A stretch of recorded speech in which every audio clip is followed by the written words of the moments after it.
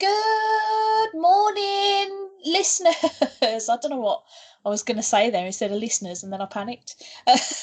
Welcome to season 3, episode 6 of Stace and Barry in the morning. I say episode 6, I mean episode 6 again, the nude cut, because we did a live show and it went real bad for us. So we're going to pretend it never happened and just do 6 again.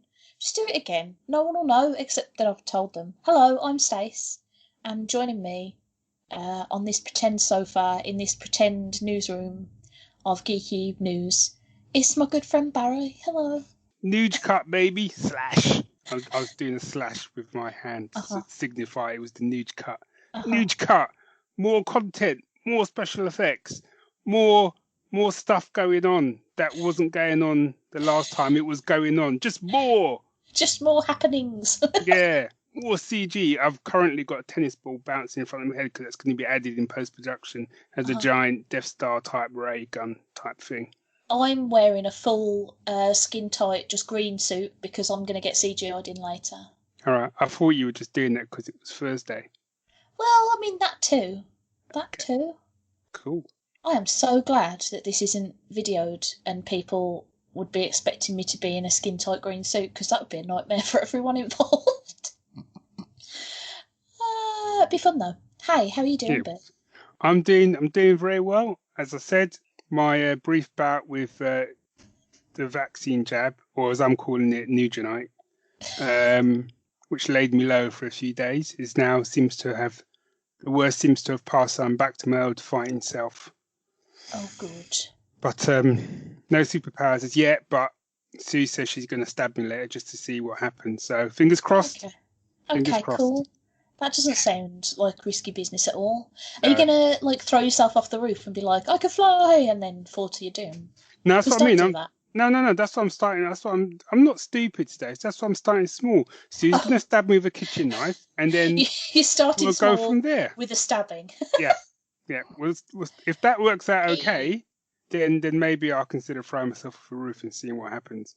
I mean, I would say your better bet is to do that thing, when you're a kid and you think you're well hard because you pass your finger through a tiny candle flame.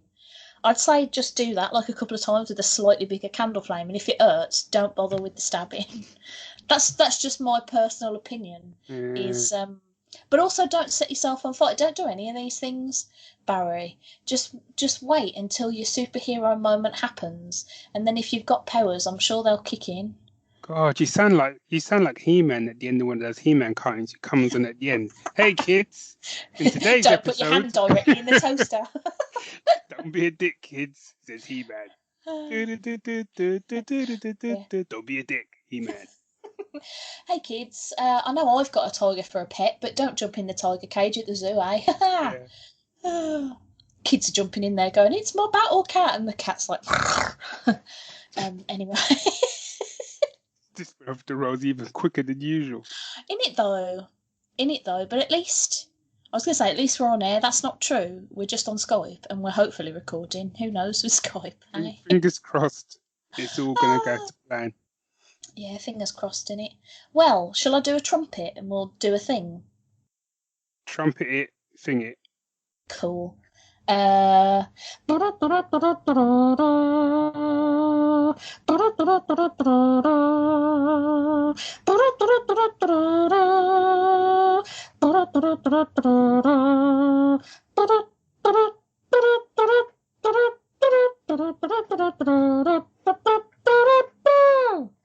was a bit long, but I enjoyed it. That was awesome. That was like proper 60s spy jazz I was saying. That was a song called Tank, and it's the theme tune to Cowboy Bebop, and it's fucking rad. That's awesome. I feel bad now because you'll go and listen to that and you'll be like, oh, you did it so little justice. Or I'll go, she was spot on. Mate, I could have been a trumpet if I'd have tried real hard in life. A trumpet. If I tried really hard as a kid, I could have grown up to be a trumpet. Pretty sure that's not how biology works. It is. Oh, come on, what segment are we doing? I think because you did such a good intro, we should do musical musings to make the best use of it. Oh, go on then. Oh, I've got to go first, don't I? Yeah. So this is quite apt, seeing that this is Nuge Cut. episode. So my musical musing is taken from Zack Snyder's, or the Snyder Cut Justice League, which I watched last week. Ooh. Have you seen it? I have, yeah. What did you think? I don't know if I want to say, mostly because it seems to be that if you have an opinion on either end of the like or dislike scale, that people will be a dickhead to you on the internet about it. Let's see what happens. Okay, I hated it. I liked it better than the other one. Oh, for fuck's sake! But I still hated it.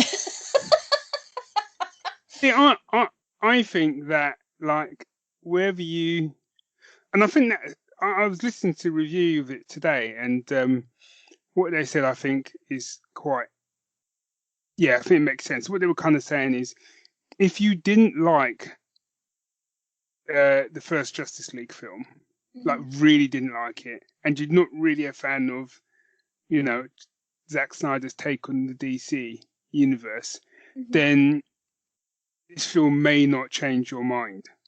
Yeah.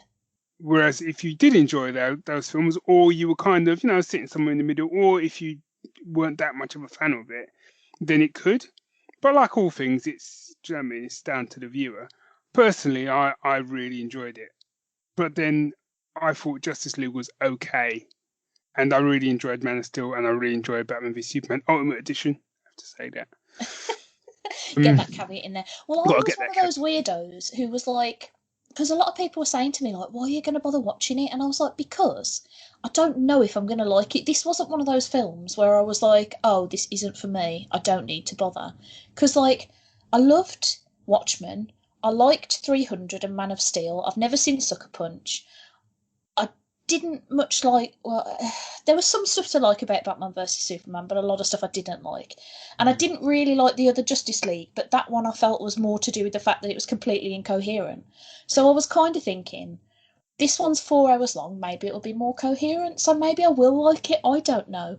And it was definitely more coherent, but aside from a couple of scenes, I just found it insanely boring. Like, I was just like, when will this end? I wish I was dead. No, not quite that far. Yeah, no, I didn't really like it. I gave both this one and the previous one 1.5, but this one was closer to a 2 stars out of 5 than the other one. Yeah. Well, I'm not gonna. We're at opposite ends of the spectrum, and yet I am not going to rag at you about it, because at the end of the day, it's just different opinions. I tried, and I really did want to like it. I'm not one of these dickheads who was like, oh, I'm going to go on this, and then I'm going to hate it, and then I'm going to go on the internet and tell everyone how stupid they are. This is mostly why I don't want to say that I didn't like it, because I've seen people throwing out accusations of like, oh, you're racist if you don't like this because it's got more cyborg in it, and I'm like, well, it's got more everyone in it. It's 4 hours long. like, I can't be bothered with that sort of nonsense. Like, just let people like or dislike things as they want to. Jeez, Yeah. Louise. It's kind of like, if someone comes at me, if I say, because I said I really enjoyed it, and it was part of the reason why Dave and I did a special sort of recording on it, which hasn't come out yet. And I hadn't talked to anyone before I spoke to Dave, because we were both having a bit of a DC rewatch and stuff. Yeah. And I knew he enjoyed it. And I kind of just wanted to talk to someone who's going to be on the same page as I was, and we could discuss it, have a bit of a back and forth, and that would kind of get all my enthusiasm out of the way. Do you get what I mean? Yeah. Because I think there's nothing worse. Either way, there's nothing worse when you've really like enjoyed something, and you kind of express it somewhere, and like people queue up to kind of tell you. Do you know what I mean? It's like, I haven't even, and I've done it before, and I've learnt my lesson, and that's why I don't do it anymore.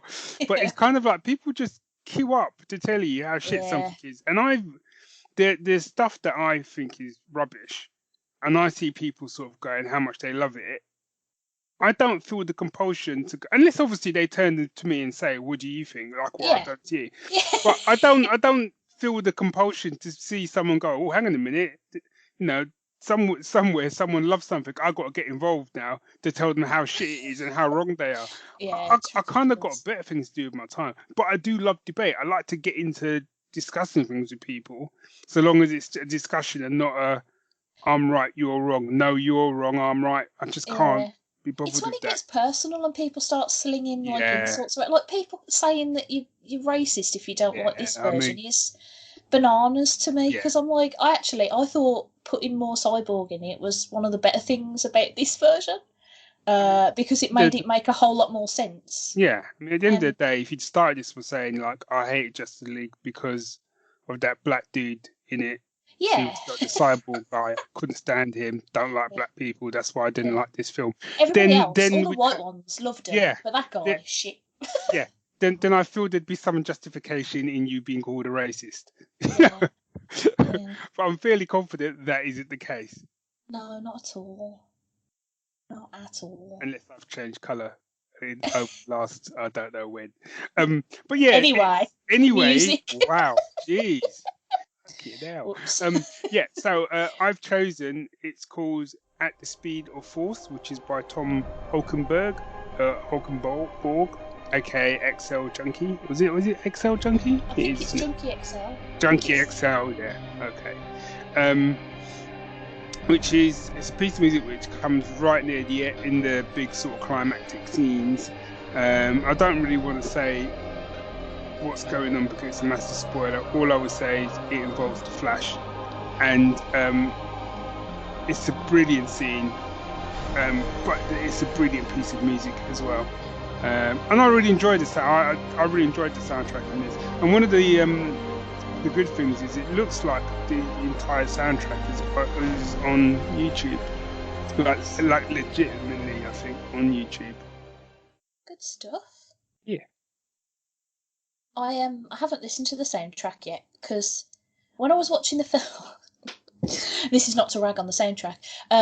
When I was watching the film, I thought the soundtrack was really great, except for every time Wonder Woman came on and that weird sort of Wonder Woman like vocal sting sort of came in, sort of like, I don't know, almost Middle Easty sounding singing, and I was like, I don't know why, but this feels weird, like it doesn't fit in the film or really with her, and that kept pulling me out of it. So then I sort of stopped trying to pay attention to the music. But I'll give that song a whirl. Yeah, see, it's weird because I've heard a few people who have said that, and that's fair enough if it didn't work for you.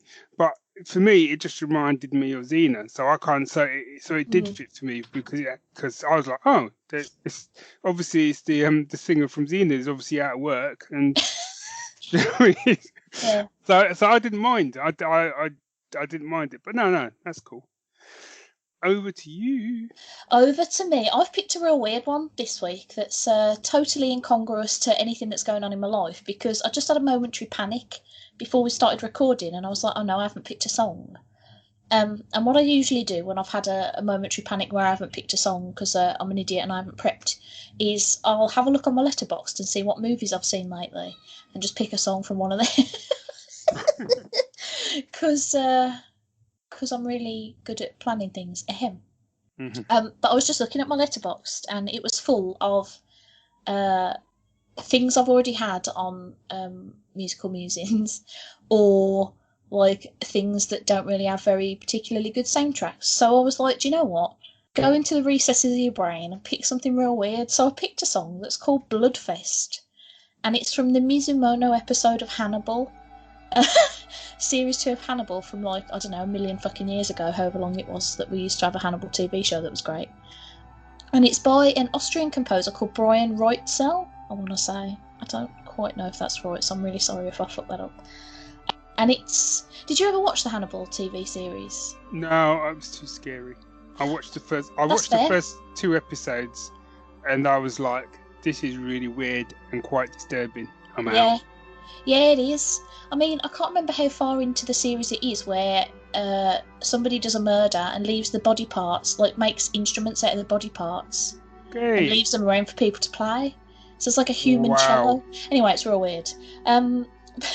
But one of the things that I always loved about that show, because I thought it was phenomenal, it is weird as fuck, I'm not going to lie, but I thought it was fantastic, was the soundtrack is one of the weirder soundtracks, like scores, that I've ever heard, because it's, how to put it, it's very beautiful, and at the same time, it's kind of broken, and I think the composer did a real good job of sort of getting across the fact that Hannibal, on the one hand, is a very smart and composed and, you know, fairly sort of fun dude. That's a real weird thing to say. But also on the other hand, he, eats people for dinner and serves them up to other people without them knowing and stuff. So the soundtrack is very, very much sort of like on balance between like beautiful and mad. If that's a way to describe music. But this particular song is like, it feels like if you took a piece of classical music and slowed it down by like 25-30%. So something that's clearly intended to be really gorgeous suddenly becomes just slightly eerie. It's like a real sort of creepy, like, it gives you proper oh no vibes, but it is also stunning. It's not a soundtrack you can listen to like a lot of the time because it's kind of oppressive and it does make you feel like you might be slightly going insane as you listen to it. But it's very effective. All this to say, I may have gone slightly bonkers. No, it's good. Cool. So what's that again? It's called Bloodfest. Bloodfest. Yes, and it's from the Mizumono episode, which I feel like all the episodes are named after like foreign words for a foodstuff or a meal, but I don't know what Mizumono means. It's Japanese, but yeah, it's good stuff. Cool. Mm. Shall we roll on to a pick of the fortnight? Let's do it. I was just stifling a burp. I'm very sorry. Look, I did a good job. At least I didn't burp on the air. Jeez. I've run out of trumpets. Oh no. Oh, I feel like I peaked too early by doing tank. You out-trumpeted yourself. I have out-trumpeted myself, so I'll just go... Pick of the fortnight, B. Go. Yeah. No, you go. I went first. You go. Oh, all right then. I pick Resident Alien. Have you been watching this? No, I haven't, and a few people have told me I should be watching it. Yeah, you should. So, Resident Alien is I want to say it's on Sci-Fi, but I could be talking out of my undercrackers. There's too many channels and streaming services, and I don't know where anything comes from. I just sit down in front of the telly, and Rich goes, "We're watching this," and I'm like, "Cool." Resident Alien is based on a comic by Peter Hogan and Steve Parkhouse, which came out from Dark Horse, I think, but I could be misremembering because I didn't prep. I'm an idiot.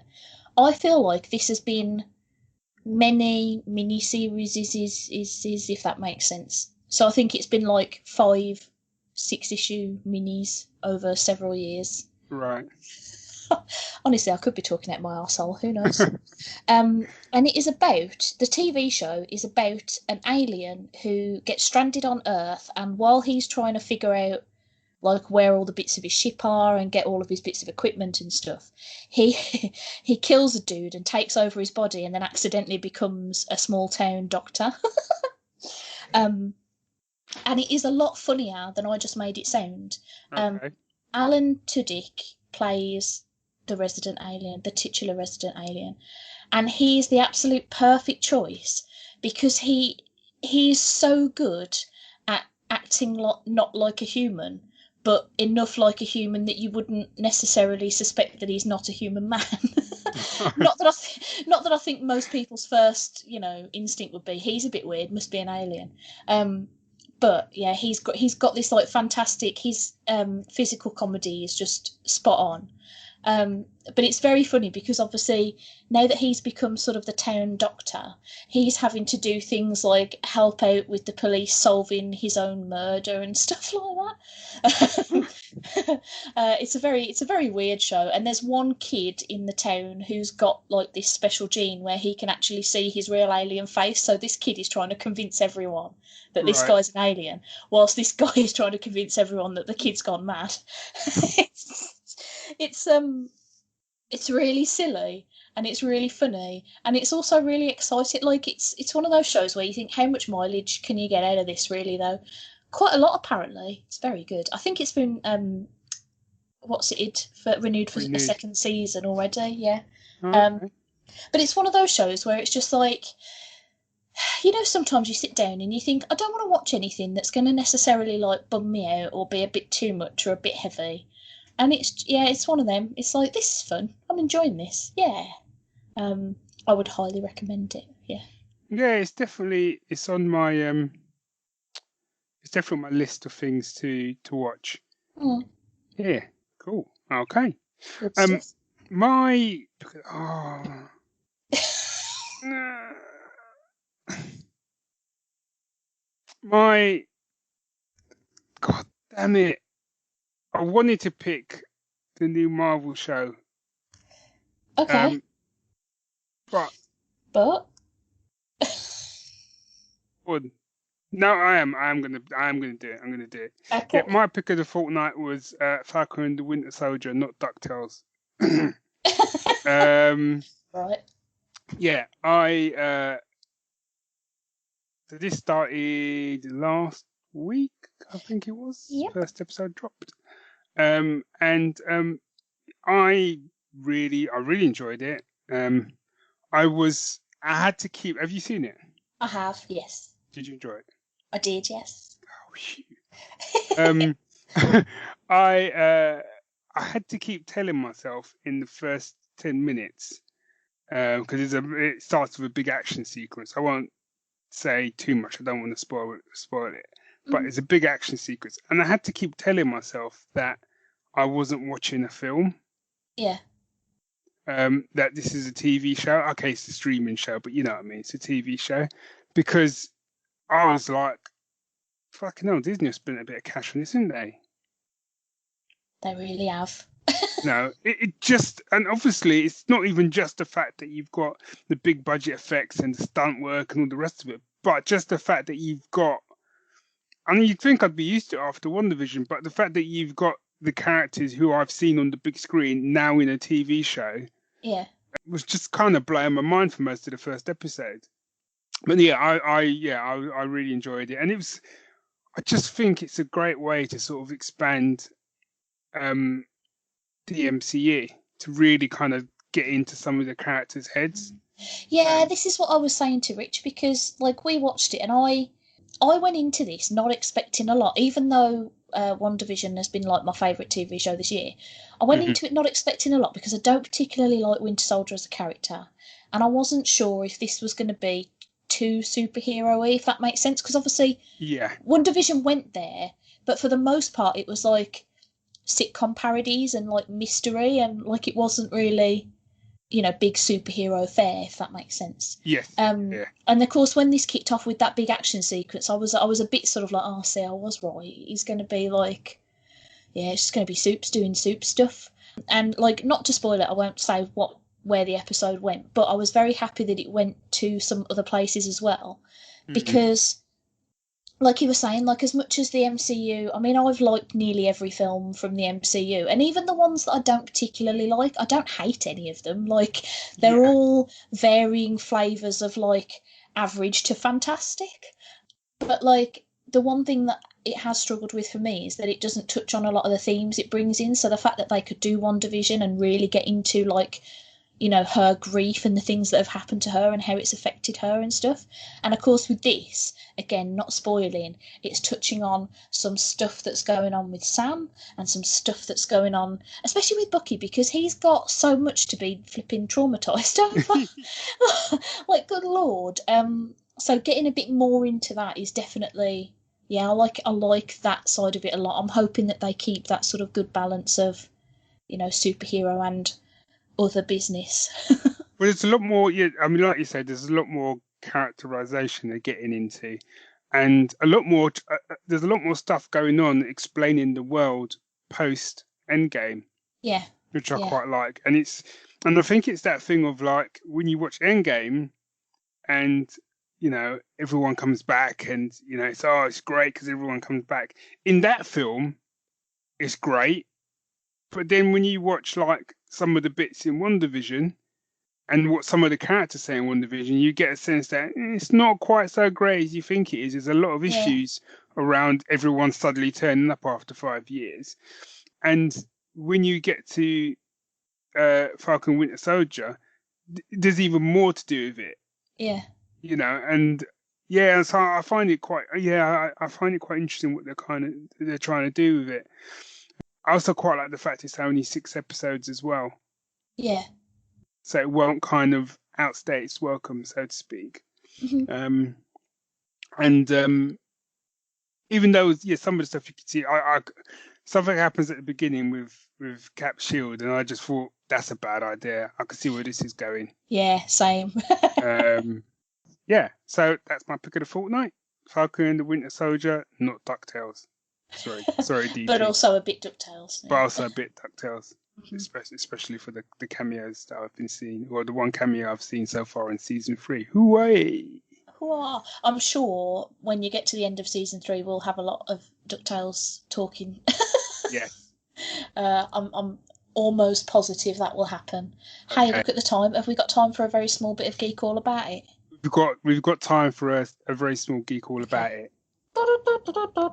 Geek all about it. Go on, B. What, Governor? Governor? Jesus. I can squeeze in 2 bits really quickly, even 3 bits. Right, watch this. One, Pierce Brosnan has been cast as Dr. Fate in the Black Adam film. He has as well. Yeah, I'm all over that, like a cheap suit.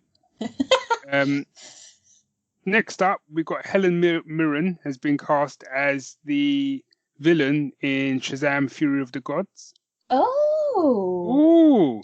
Ooh, I didn't know that. That's Didn't know exciting. that, did you, Mrs.? She's going to play a character called Hespera. Probably said that wrong. The daughter of Atlas.